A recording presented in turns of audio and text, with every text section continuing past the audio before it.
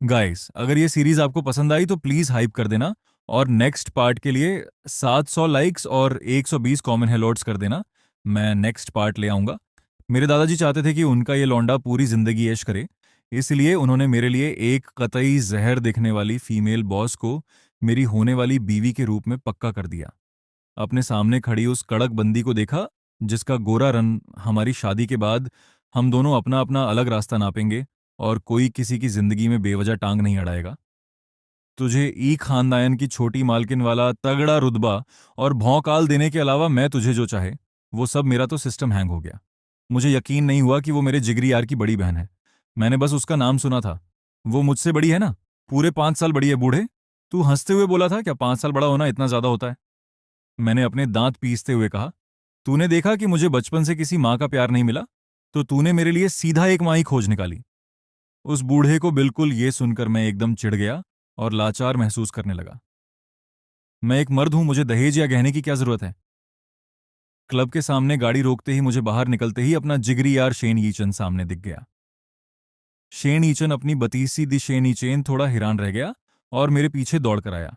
तुझे अचानक क्या बीमारी हो गई है बे? मैंने उसे तिरछी नजर से घूरा और कुछ नहीं बोला। क्या हुआ? मैं तो शेन ईचेन को अपना भाई मानता हूं। ये नल्ला मेरा साला बनने के सपने देख रहा। दीदी, आप यहाँ कैसे? मुझे अचानक जोर का झटका लगा कि वो शेन येचिन की सगी बहन है, मेरी वही होने वाली बीवी, जिससे मैं कभी नहीं मिला था, जो मुझसे पूरे 5 साल बड़ी थी, वो रही। शेन किंग क्यों? मैं बिना पलक झपकाए बस उसे ही घूरता रह गया। मेरा शरीर तुरंत अकड़ गया और मेरा वो बेहद स्मार्ट और हैंडसम सा चेहरा भी अंदर से थोड़ा गर्म हुआ। अगले ही पल उसने एकदम शांत आवाज में मुझसे पूछा, क्या तुम भी इसके जिगरी दोस्त हो?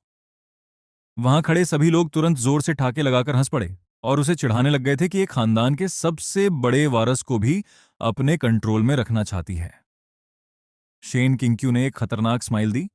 उसकी आवाज में मजाक तो था, पर वो बहुत ही ज्यादा। रात के 11 बज चुके थे शेन ई चेन जाने को। खड़ा हुआ और बोला, मेरी दीदी ने मुझे जल्दी घर आने के लिए कहा है। उसने अपना सिर घुमाया और मुझे देखकर वही बात एक बार फिर से मजे लेकर दोहराई। जीजा जी, आपको भी अब सीधा अपन रुक। मैं अचानक पीछे से चिल्लाया और एक शकी नजर से उसे घूरते हुए उससे सवाल पूछ लिया, तू बाहर जाके मेरी कोई चुगली तो नहीं करने वाला है ना? शेन ईचन एकदम कंफ्यूज लग रहा था, कैसी चुगली भाई? मैंने एकदम उसकी आंखों में झांकते हैं, मैं ये देखना चाहता था कि शेन किंकियो इस खानदान में बहू बनकर आने से पहले ही आखिर मेरा क्या बिगाड़ सकती है। वो मेरा कुछ भी तो नहीं उखाड़ सकती है। मैं इस पूरे समंदर वाले शहर का सबसे मशहूर और रईस लौंडा हूं। वो मुझे जितना घर जाने के। और अगली सुबह जैसे ही मैंने अपनी घर के दरवाजे से अंदर कदम रखा, तो मैंने देखा कि मेरे दादाजी मेरा इंतजार कर रहे थे। मेरा दिल एकदम धक से रह गया और मैंने सोच लिया कि आज तो पक्का मेरी लंका लगने वाली है। लेकिन बुढ़े ने बस मुझे सुनते ही मेरा तो दिमाग खराब हो गया। मैं पूरी रात बाहर से वापस आया हूं और बूढ़ा बिल्कुल गुस्सा नहीं है। मैंने बड़ी ही सावधानी से बूढ़े से पूछ लिया, क्या आप गुस्सा नहीं हो? उस बूढ़े ने एक गंदी सी मुस्कान के साथ जवाब, उसने हैरानी से अपनी माँ से पूछा, तो उन्होंने बस मुस्कुराकर इतना कहा कि वो इंसान, उसे आज रात वहां आकर खुद ही पता चल जाएगा कि कौन है वो। शेन ईचैन को तुरंत ऐसा फील हुआ जैसे वो एक गोद लिया हुआ बच्चा हो। इतनी बड़ी बात हो गई और शेन किंक्यू ने एक बहुत ही खूबसूरत ड्रेस पहनी हुई थी, जो उसके जिस्म के निखार को और भी बढ़ा रही थी। शेन यीचैन वहीं पर खड़ा खड़ा अपनी बहन की खूबसूरती में खो गया और सोचने लगा कि आखिर किस बंदे ने पिछले जन्म में ऐसे कक तो शी शिचिंग ने बीच में कूटते हुए लिखा, तुम दोनों कहीं हम सबको छोड़कर चुपचाप अकेले मजे मारने तो नहीं जा रहे हो ना? शेन ने जवाब दिया, मैं ऐसा कांड कैसे कर सकता हूं? मैं तो अपनी बहन के मंगेतर के परिवार के साथ डिनर कर रहा हूं। लियू ज्ञानली ने तो यहां तक रोना रो दिया कि काश मैं छोटा नहीं होता। और क्यों क्यों दीदी, मुझे अपना छोटा भाई नहीं मानती तो मैं भी उन्हीं से शादी करना चाहता। शेन यीचन उसी वक्त गुस्से से फट पड़ा और बोला, कमीने इंसान, मैं तुझे अब सेनी चेन ने उन्हें बिल्कुल सही लताड़ा है। ये साले सबके सब सच में एकदम नीच हैं। अपने ही दोस्त की होने वाली बीवी पर नजर गड़ाए बैठे हैं। मेरे दादाजी और मैं उस प्राइवेट कमरे में सबसे पहले पहुंच गए थे। बाहर निकलने से पहले दादा 10 मिनट बाद ही शेन परिवार वहां पर पहुंचा। मैंने तुरंत उस खूबसूरत कतई जहरबंदी को देखा। उसने एक लंबी ड्रेस पहनी थी और चलते हुए वो एकदम खिलते कमल जैसी बवाल लग रही थी। वो बंदी सीधा मेरी तरफ ही चलकर आ रही थी। लेकिन अगले ही पल मेरे चेहरे पर एक ठंडी मुस्कान आ गई। ये तो हुस्न का जाल है क्या? मैंने इससे पहले कभी खूबसूरत लड़की नहीं देखी जो मैं इस पर पिघल जाऊंगा। ये चाल मुझ पर बिल्कुल काम नहीं करने वाली। मैंने जल्दी से अपनी नज़र यहाँ मेरी बहन के होने वाले पति से मिलने नहीं आए थे, तो हम ही परिवार के कमरे में क्यों हैं? ये सोचते ही एक भयानक ख्याल उसके दिमाग में आया। उसकी आंखें मेरे और क्यों के बीच बहुत तेजी से इधर-उधर भाग रही थीं। उसे यकीन नहीं हो रहा था क्या मेरी ब इस बार चाहे वो यकीन करना चाहे या नहीं, उसे समझ आ गया था कि मैं ही उसकी बहन का होने वाला पति हूं। उसने तुरंत अमीर घर वाले ड्रामे की कल्पना कर ली और सोचने लगा कि मेरे परिवार ने भलाई का बदला दुश्मनी से लेकर उसकी बहन को मुझसे शादी, लेकिन मेरे इस शरीफ वाले नाटक ने उसके माता पिता को बहुत खुश कर दी। शुरुआत में मेरी खराब इमेज और हमारी उम्र के अंतर के कारण उन्होंने इस शादी से साफ मना कर दिया था, पर उन्हें उम्मीद नहीं थी कि क्यों इसके लिए मान जाएगी खाना खत्म होने। ये देखकर मेरा चेहरा अपने आप फिर से लाल हो गया और मैंने एक शरीफ लौंडे की तरह सिर हिलाया। तभी ये चेन अचानक बीच में कूद पड़ा और बोला, मुझे ये मंजूर नहीं है, मैं भी तुम्हारे साथ चलूंगा। वो मुझ पर नजर रखना चाहता था, ताकि मैं वो कुछ और बोलने ही वाला था कि उस बंदी की खतरनाक घूरती हुई नजरों ने उसे तुरंत चुप करा दिया। अब वहां सिर्फ हम दोनों ही बचे थे। मैंने धीरे से अपना गला साफ किया और अपनी चुप्पी को तोड़ते हुए सबसे पहले कहा, चलो चलते हैं वो बंद। मैं बस गाड़ी स्टार्ट ही करने वाला था कि अचानक से वो बोल पड़ी, जरा मेरी सीट बेल्ट लगाने में मदद करो। ये सुनकर मैं उसी पल सुन्न हो गया और हैरानी से उसे घूरने लगा। क्या इस बंदी को खुद से अपनी सीट बेल्ट भी लगाना नहीं आता है? उसने पहले तो मैं उसे एकदम साफ मना करना चाहता था, लेकिन मेरे शरीर ने किसी वशीकरण वाले भूत की तरह उसकी तरफ छलांग लगा दी। जैसे ही मैं उसके करीब गया, उसके जिस्म की वो नशीली महक मेरे अंदर तक उतर गई, जिसने मेरे दिल की धड़कनें बढ़ा दी। मेरा दिमाग घूम गया, मेरी हवा टाइट हो गई, मेरा हैंडसम चेहरा पल भर में शर्म से लाल टमाटर हो गया। मेरे दिल में तगड़ी घबराहट थी, लेकिन बाहर से मैंने यही दिखाने की कोशिश कि मैं एकदम कूल और शांत हूं। मैंने अपनी सांस रोककर, बहुत ही वो मुझे अपने जाल में फंसा रही थी, ये सोचकर कि अभी मेरी इस फटी हुई हालत का पूरा तमाशा उसने अपनी आंखों से देख लिया है। मैं इस बेइज्जती को बर्दाश्त नहीं कर पाया और अपनी इज्जत वापस पाने की ठानी। मैंने गला साफ किया और कड़क आवाज में, मुझे पता है ये सुनते ही मेरी त्योरियां चढ़ गईं। इसे ये बात कैसे पता चली? और मजे की बात, वो जरा भी गुस्सा नहीं हुई। मैंने साफ कहा, मैं तुमसे प्यार नहीं करता। ये शादी तो बस दादाजी को शांत करने के लिए है, इसलिए मुझसे प्यार की कोई फाल। मैं अपनी मर्जी से जैसे चाहूं वैसे खेलूंगा। इस बार तो उसकी पक्का खोपड़ी सटक गई होगी, है ना? सोच के बिल्कुल उल्टा। वो बंदी हंस पड़ी और बोली, टेंशन लोड मत लो, मैं बहुत बिजी रहती हूँ। मेरे पास तुम्हें संभालने का टाइम नहीं है। तुम दीदी, आप पहले घर के अंदर जाओ।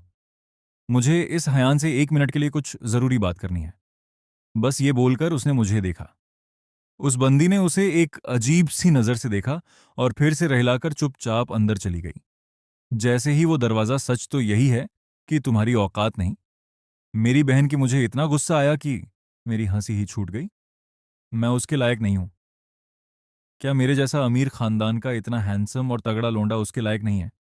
ये चेन के चेहरे पर मेरे लिए ये चेन मुझे खाली आंखों से घूरने लगा और बोला, "हाँ, तू किसके बारे में बकवास कर रहा है?"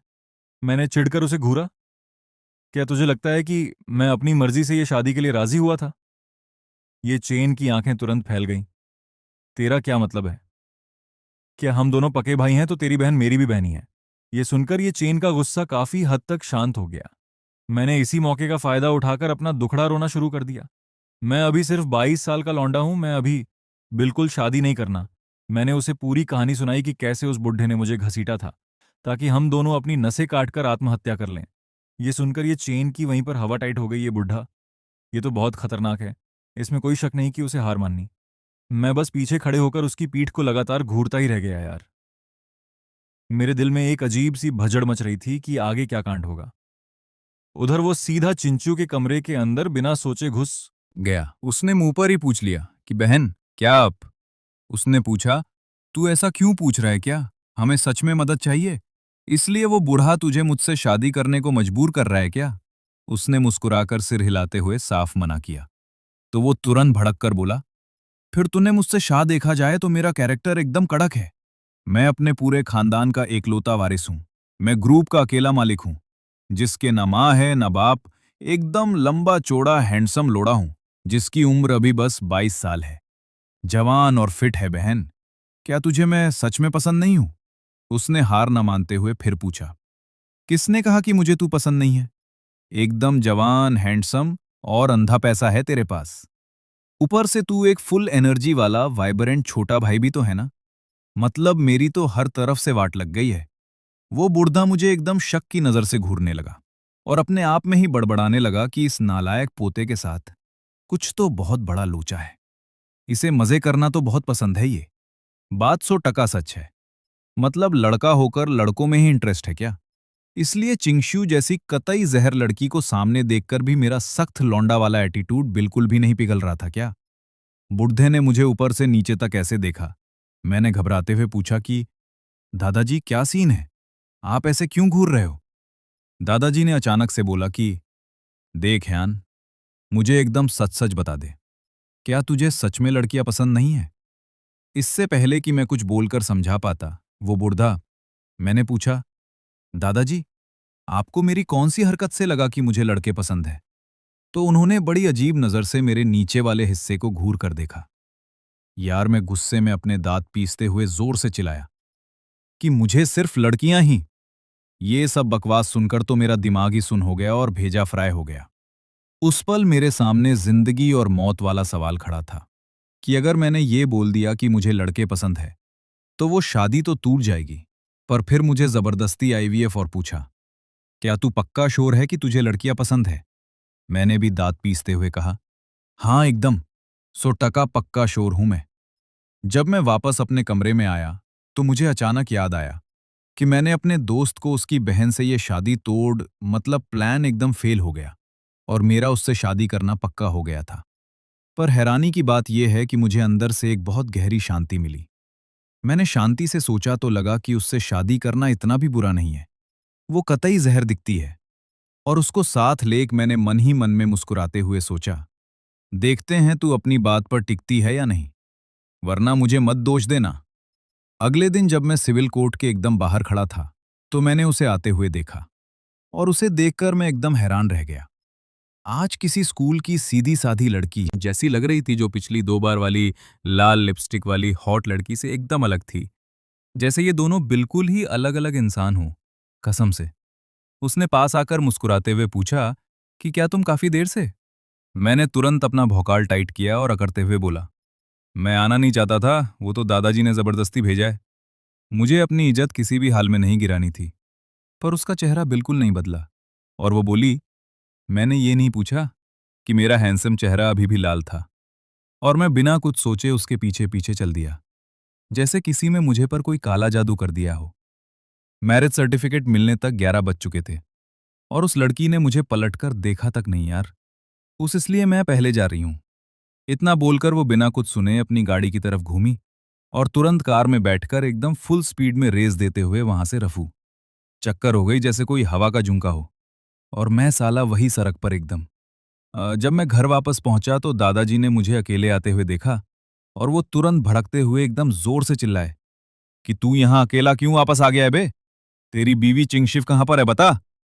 मैंने चिढ़ते हुए बोला, उसे कंपनी, वो बंदी इतनी ज्यादा मेहनत से काम करती है और तुम्हारा क्या सीन है? भाई कल सुबह तुम भी चुपचाप कंपनी जाकर अपना सारा काम रिपोर्ट करोगे। ये सुनते ही मेरी सटक गई। मैं वहां बिल्कुल नहीं जाने वाला। मुझे पता है कि मेरे अंदर बिच। मैंने अपना सिर उठाकर तुरंत इस बात से साफ इनकार कर दिया। क्या आप मुझे बच्चा पैदा करने वाला कोई सान बनाना चाहते हैं? बिल्कुल भी नहीं दादाजी, ने मुझे गुस्से से घूरा। तुम काम पर नहीं जाओगे और बच्चा भी पैदा नहीं करोगे। तोफ, दादाजी ने मुझसे चिढ़ते हुए कहा, पूरा दिन तुम सिर्फ खाना खेला और फालतू के मजे करना ही तो जानते हो। अगर ये सब नलायक होना नहीं है तो फिर और क्या है बूढ़े? मालिक ने एक बहुत लंबी गहरी सांस छोड़ी। उनका लहजा थोड़ा नरम हुआ। इस तरह तुम्हारा काम आराम से चलता रहेगा। अपनी आधी शुरुआती जिंदगी में तो तुम पूरी तरह से सिर्फ मेरे ही भरोसे बैठे रहे और अपनी आधी बाकी जिंदगी में तुम अपने उस बच्चे के भरोसे रहोगे। उनकी ये सारी बातें सुनकर मैं दादाजी ने अपने फेल हुए प्रोडक्ट यानी मुझे बहुत गौर से देखा और फिर धीरे से एक सूखी खांसी खंखा रही है। पहली बार में मेरे पास इतना ज्यादा तजुर्बा बिल्कुल भी नहीं था। मुझे पर भरोसा रखो, इस बार मैंने अपने पुराने तजुर्बे में एक भी फालतू शब्द नहीं बोलना चाहता था। मैं बस शांति से अपने कमरे में वापस जाना चाहता था। उस दिन दोपहर के समय मैं बहुत ही गहरी और मजे वाली नींद ले रहा था जब अचानक एक अजीब से शोर शराबे ने मुझे जगा दिया। जैसे ही मैंने ठीक तभी बटलर मेरे पास आया और मुझे जल्दी करने को बोला। उसने कहा कि दादाजी ने मुझे तैयार होने का ऑर्डर दिया है, शेन परिवार के साथ बाहर डिनर पर जाने के लिए। मैंने तुरंत अपने कपड़े बदले और सीधा नीचे चला गया। वहां पहुंचते ही उसने अभी भी वही शरीफों वाला कपड़ा पहना था जो हमारी शादी रजिस्टर होते वक्त उसने पहना हुआ था। उसने एक प्यारी सी स्माइल दी और सफाई देते हुए बोली, मुझे कंपनी में थोड़ा सा जरूरी काम था, इसलिए मुझे आने में लेट हो गया। इसके ठीक शैन ने अचानक मेरी तरफ देखा और उसके होठों की कोने हल्के से ऊपर उड़ गए। उसने सीधा अपने पैरों को क्रॉस कर लिया। अगले ही सेकंड उसके उस बहुत ही नुकीले हाई हील का किनारा एकदम परफेक्ट तरीके से मेरे पैर की पिंडली से आके टकरा गया। मैं एकदम, क्या ऐसा हो सकता है कि मैं ही फालतू में ज्यादा दिमाग लगा रहा था? लेकिन यार, उसके जैसी एक जानी मानी और शरीफ औरत का हर एक काम बहुत ही सलीके वाला होता है। वो इतनी ज्यादा लापरवाह कैसे हो सकती है? मैं इस बारे में जितना ज्यादा सोचता था मुझे उतना ही याद। मैंने कहा, अरे कुछ नहीं। डिनर खत्म होने के बाद जैसे ही वो दोनों लोग वापस अपने घर जाने की पूरी तैयारी कर रहे थे, तभी अचानक शैन यकीन बीच में कूद पड़ा और उसने हमारा रास्ता रोक लिया। डिनर के बाद जब वो जाने वाले थे, तो यकीन ने छेड़ एक हल्की सी स्माइल के साथ वो बोली, वो नालायक, तू ये क्या फालतू की बकवास कर रहा है? और बस इसी तरह शैन यकीन को वहां से बुरी तरह से घसीट के दूर कर दिया गया। उसकी अपनी मां ही उसे वहां से ले गई और वो पीछे बस एक बिना मन वाली नजर छोड़ गया। चलो अब हम लोग अपनी घर चलते हैं। मैंने अभी अभी अपनी घर के दरवाजे के अंदर कदम ही रखा था जब मैंने देखा कि हमारा बटलर एक सूट पहने सारे नौकरों को लीड कर रहा था। वो सब लोग वहां बिछे हुए एक लाल कालीन के दोनों तरफ दो लाइनों में।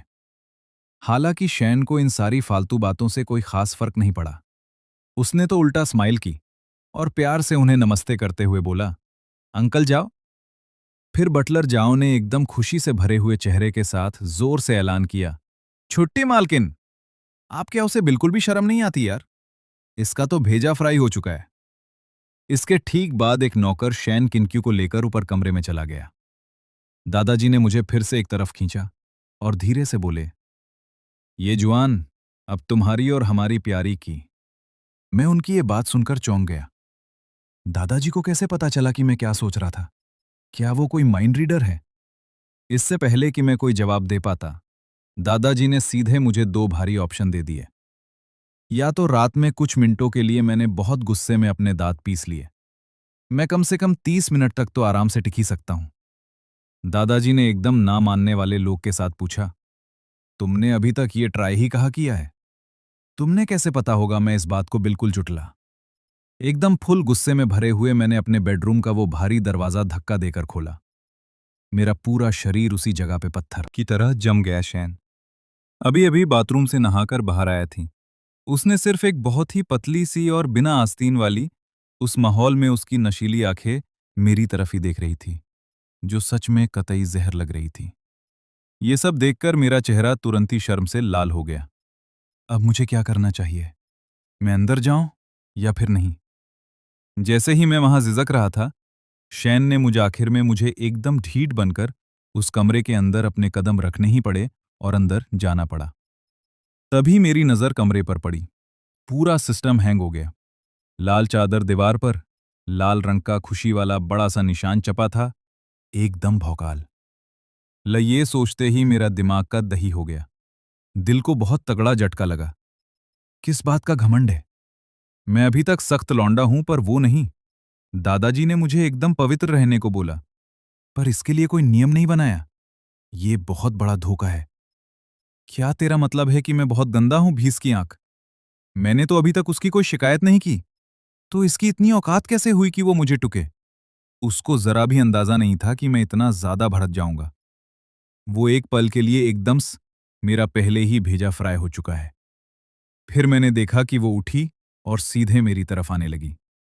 उसकी गोरी और लंबी टांगें मेरी आंखों के सामने मटक रही थीं, कतई जहर लग रही थी, और मेरा पूरा बदन अचानक से एकदम सुन पड़ गया। वो पास आए और मेरे बा। मैं पागलों की तरह उसे घूरता रहा और वो एक बहुत ही कातिलाना सी मुस्कान दे रही थी। उसने बड़े प्यार से मेरे कान में धीरे से फुसफुसाते हुए कहा, क्या हम अब सो सकते हैं? ये सुनते ही मेरा सिस्टम हैंग हो गया। ऐसा लगा जैसे किसी ने मेरी आत्मा, मेरी तो आंखें फटी की फटी रह गई। एकदम। क्या हम सोने नहीं वाले थे? ये अचानक मुझे किस क्यों कर रही है? इससे पहले कि मैं कुछ समझ पाता, वो सीधा मेरी गोद में आकर बैठ गई और पूरा माहौल ही बदल गया।